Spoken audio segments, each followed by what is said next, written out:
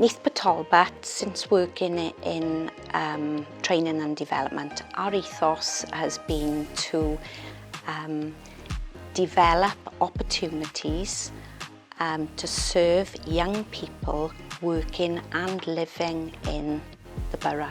We have a real good professional relationship with the college, Pathways. They help and support us with a range of qualifications to meet our service needs, ranging from level 1 up to higher apprentice. Well, Neath Port Talbot Council has supported a number of apprentices through the programme, and we've worked quite closely with Neath to develop opportunities to support the local community with learning and putting people into work and developing their careers. To date, we supported people in engineering, construction, through to administration and business management. And Jane has been able to look at the needs of the business in the local authority, and then obviously to fill careers and to give opportunities for people to join their employment. Alec and his team members are very supportive to myself and the team. If there's any questions, they're a go-to for anything about apprentices or programmes that they have on offer.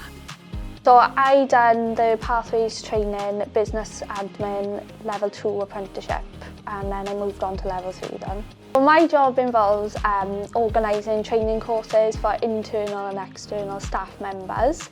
I also do basic admin work such as copying, printing, repaying invoices. The skills and knowledge that I've learned during my apprenticeship have really helped me with my day-to-day life. One of the units I completed was minuting meetings, and I do that in a day-to-day basis in my role.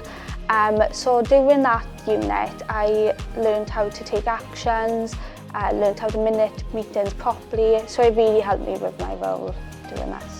So from my personal experience, I think that an apprenticeship is absolutely great and I recommend it completely. With an apprenticeship, you're learning the stuff behind the work you're doing and you're earning money at the same time, so it's great. So at the end of my apprenticeship, I actually got offered a job opportunity to become a training development support officer, which was great, and I'm hoping to progress further with that. In my role, I'm really passionate about developing people and giving them opportunities, mainly apprentices, because I was an apprentice starting on my career after leaving school.